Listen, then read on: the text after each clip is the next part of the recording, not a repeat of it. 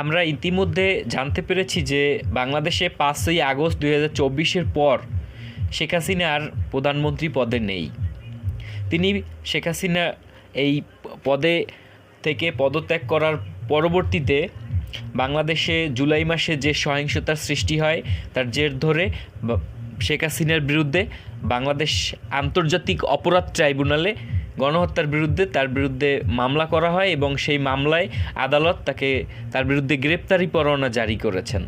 এখন আমরা আসি, যদি বাংলাদেশের আন্তর্জাতিক অপরাধ ট্রাইব্যুনাল গ্রেপ্তারি পরোয়ানা জারি করেছে, বাংলাদেশ আন্তর্জাতিক অপরাধ ট্রাইব্যুনাল যদি শেখ হাসিনার গণহত্যার বিচার করতে না পারে এবং কোনো কারণে যদি এরকম সিচুয়েশন সৃষ্টি হয় যে আন্তর্জাতিক অপরাধ আদালতে যদি শেখ হাসিনার বিরুদ্ধে গণহত্যার মামলা উত্থাপন করা হয়, তাহলে আন্তর্জাতিক অপরাধ আদালতের অধীন কতটা কার্যকর হবে এই পদ্ধতি, এ নিয়েই এই প্রতিবেদনটিতে আলোচনা করা হবে। প্রথমে আসুন আমরা দেখি যে আইসিসি এর ভূমিকা কী এবং এর এখতিয়ারটা কী, অর্থাৎ আন্তর্জাতিক অপরাধ আদালতের এখতিয়ার কতটুকু, কোন কোন বিষয়ে সে বিচার করতে পারে এবং কি কি বিষয়ের উপর সে দৃষ্টিপাত করে। আইসিসি একটি স্থায়ী আন্তর্জাতিক আদালত যা গণহত্যা, মানবতা বিরোধী অপরাধ, যুদ্ধাপরাধ এবং আগ্রাসনের অপরাধের বিচার করে। তবে এটি তখনই পদক্ষেপ নিতে পারে যখন একটি দেশের নিজস্ব বিচার ব্যবস্থা অপরাধীদের বিচারে ব্যর্থ হয়। এখন বাংলাদেশের সর্বোচ্চ আদালত বা যুদ্ধ অপরাধ বা মানবতা বিরোধী অপরাধ বা গণহত্যার অপরাধের ক্ষেত্রে আন্তর্জাতিক ট্রাইব্যুনাল যথেষ্ট এবং সর্বোচ্চ আদালত। এখান থেকে যদি শেখ হাসিনাকে সাজা না দেওয়া হয় বা বিচারে ব্যর্থ হয়, তাহলে আন্তর্জাতিক আদালতে এই বিষয়টা নিয়ে উত্থাপন করার একটা সুযোগ সৃষ্টি হয়। কিন্তু শেখ হাসিনার প্রশাসনের বিরুদ্ধে অভিযোগ থাকলে আইসিসির অধীনে এ ধরনের মামলা দায়ের করার জন্য কিছু শর্ত পূরণ করতে হবে।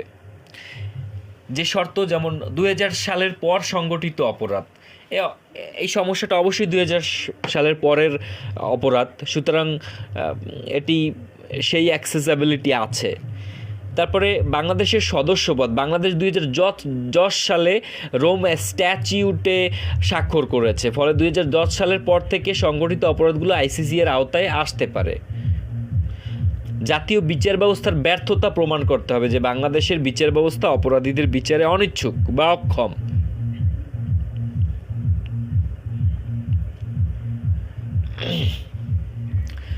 অভিযোগের ধরন, গণহত্যা এবং মানবতা বিরোধী অপরাধ। গণহত্যা একটি জাতিগোষ্ঠী, ধর্মীয় গোষ্ঠী বা জাতিগত গোষ্ঠীকে সম্পূর্ণ বা আংশিক ধ্বংস করার অভিপ্রায়ে সংগঠিত অপরাধ।